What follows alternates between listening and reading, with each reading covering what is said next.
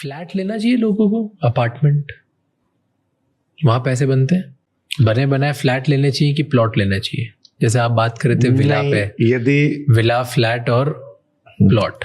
Flat और plot की तो तुलना ही नहीं है, मतलब फ्लैट बिल्कुल नहीं लेना चाहिए यदि फ्लैट और प्लॉट की तुलना कर रहे हो तो। क्यों? इसकी वजह यह है कि फ्लैट आपका जब शुरू में आप जिस दिन लेते हैं उस दिन उसकी साइनिंग अच्छी लगती है, 15 साल बाद उसकी साइनिंग वीक हो जाती है, और 35-40 साल बाद या 50 साल बाद वो उसकी ओनरशिप आपके नाम नहीं होती है।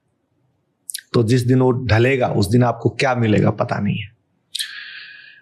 प्लॉट ऐसी चीज है जो आपके नाम से रजिस्ट्रेशन होता है, आपकी इस पीढ़ी या 7वीं 8वीं 10वीं पीढ़ी तक जमीन आपकी होती है, इसलिए फ्लैट की अपेक्षा जमीन लेनी चाहिए। लेकिन कई बार आपको रहने के लिए फ्लैट चाहिए और वहां आपकी प्लॉट में प्लॉट मतलब प्लॉट खरीदने की कैपेसिटी नहीं है उस जगह पे जहां पर रहना चाहते हो, तो ऑब्वियसली आप खरीदते हो।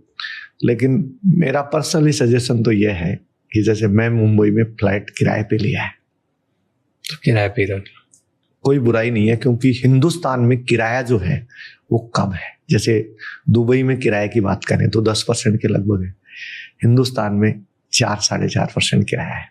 तो हिंदुस्तान में फ्लैट किराए की दृष्टि से बहुत फ्रूटफुल है। तो जब आपको इतना सस्ता कोई फ्लैट मिल रहा हो तो रुपया इतना देने की जरूरत नहीं। मतलब मैं ये समझूं कि 3 करोड़ का फ्लैट है, मैं 45,000 रुपए के रेंट में रहता हूँ, तो 40-45 हजार रुपए भाड़े में यदि कोई फ्लैट मिले, उतना 3 करोड़ रुपया यदि मैं कहीं प्लॉट में लगाऊं तो उसका 10-20 गुना, 10 गुना 5 गुना जल्दी होगा। फ्लैट में इतना गुना नहीं होगा। और वैसे फ्लैट इन्वेस्टमेंट के हिसाब से भी बहुत ही खराब है कि क्योंकि रेंटल यील्ड नहीं मिलता। मतलब आप सोचो कि यार मैं एक फ्लैट ले लूँ, 2-3 फ्लैट ले लूँ, उसका रेंट मेरे को मिलते जाएगा और मेरी इनकम चालू हो जाएगी, तो बहुत ही घटिया आइडिया है, क्योंकि जो रेंटल वहां से मिलेगा वो कुछ वैल्यू नहीं रखता। मुझे तो ये समझ में ही नहीं आया। मैं कई बार ये सवाल करता हूँ कि मुंबई को फ्लैट्स का इतना जुनून क्यों है। मुझे भी नहीं समझ आया आज तक, है ना? क्योंकि मैं भी इंदौर से हूँ, मैंने भी सारे ये चीजें देखी है, तो मुझे समझ नहीं आता कि आप क्यों है इतना। आप ये समझिए कि जब शुरू में आया तो जो कार का ड्राइवर था उसने कहा मैंने कर्जत में फ्लैट लिया है। क्यों लिया है? सेकंड होम के लिए लिया है। जाते कब हो? बोले आज तक एक बार भी नहीं गया। खरीदा क्यों है? बोले एक्स्ट्रा मनी इन्वेस्टमेंट करनी थी। ठीक है, तो मैंने कहा एक्स्ट्रा मनी इन्वेस्टमेंट करनी थी तो या तो कहीं प्लॉट लेता या एग्रीकल्चर लैंड लेता या स्टॉक्स ले लेता कुछ। तो मतलब यहाँ लोगों का वो है ना, एक आपका सेकंड होम आपके पास है तो पोस्चर बनता है। क्या बनता है? पोस्चर मतलब आपकी वैल्यू बनती है। अच्छा, आपका कॉन्फिडेंस बनता है।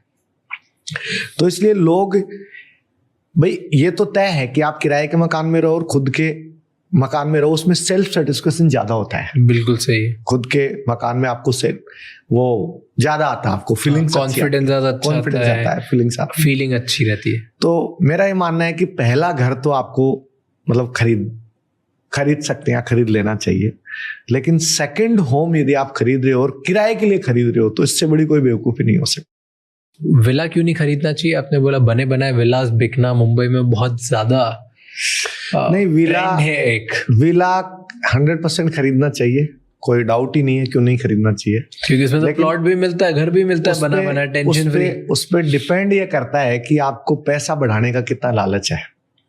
एक आदमी के पास 100 प्लॉट हो, चाहे 20 प्लॉट हो, चाहे 1 प्लॉट हो, जमीन आपको कॉन्फिडेंस देती है। अब यदि आपने सोच लिया कि मुझे क्या फर्क पड़ता है, चाहे कितना ही लगे, मुझे विला खरीदना है, तब तो खरीद लेना चाहिए।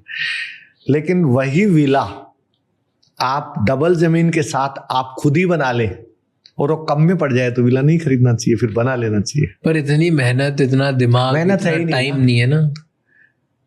आप जो विला बना बनाए लेते हो उसमें आपके खुद के इमोशंस नहीं होते हैं, और आप जो बनवाते हो उसमें महीने में एक बार भी संभाल लो आप तो बन जाएगा। इसमें आप अपनी जरूरत के इमोशंस जोड़ के जब बनवाओगे तो उसकी फीलिंग्स और ज्यादा अच्छी आएगी। पर सर आज के यूथ के पास टाइम का है, अगर उन्होंने थोड़ा पैसा कमा भी लिया है तो वो चाहते हैं कि मेरा एक अलीबाग में, लोनावला में या कहीं बाहर एक सेकंड होम जैसे विला हो जहाँ पे मैं बढ़िया पूल वूल लगा के पार्टी करूं और मैं घर आ जाऊं। ठीक है, और आजकल तो वो भी नहीं होता, लोग एयरबीएनबी के थ्रू ही कर लेते हैं। चलो ठीक है, रेंट भी ले लेंगे, 2 दिन पार्टी करके घर आ जाएंगे। सही बात। पर अगर किसी को चाहिए तो ऐसा फार्म हाउस ऐसे यूज करता है, तो वो चाहता है कि बना बनाया जल्दी मिल जाए, टेंशन कौन लेगा, कौन बनवाएगा, कौन कॉन्ट्रैक्टर ढूंढेगा, कौन, इतना नहीं करना किसी को। अब मैं तो बनाना ही प्रेफर करूंगा क्योंकि उसमें खुद के इमोशंस भी होते हैं और लागत भी कम आती है। कितना डिफरेंस पड़ जाए आप मान के चलिए कम से कम 50%। अगर मैं 1 करोड़ का प्लॉट लेता हूँ, मिनिमम 40% मान लीजिए आप। एग्जाम्पल बताओ, 1 करोड़ का एक प्लॉट लेता हूँ, ठीक है, तो जैसे मैं एक विला बना रहा हूँ, इसे 1119 स्क्वायर फीट पे मैं 1,63,00,000 का बेच रहा हूँ। और यदि यही विला आप बनाएंगे तो 1,05,00,000 या 10,00,000 का पड़ जाएगा। और यदि सहित हाँ, यदि 30-40 लाख में बन जाएगा, आपने 60-70 लाख का आराम से बोला, आराम से 1,10,00,000 में आराम से बन जाएगा। मैं 1,63 में बेच रहा हूँ, मुझे मेरा प्रॉफिट भी चाहिए, मुझे मेरी पूंजी का ब्याज भी चाहिए, मुझे मेरे इंजीनियर्स और मैनेजर्स की सैलरी भी चाहिए। यही विला आप दूसरे किसी ग्रुप से लेते हैं, ठीक है, तो वो पड़ता है 2.5 करोड़ का। तो मेरा ये मानना है कि विला में आपको 40% प्लॉट से ज्यादा पैसा, मतलब जो आप बना सकते हो ना, 40% का प्रॉफिट ले सकते हो आप उसमें।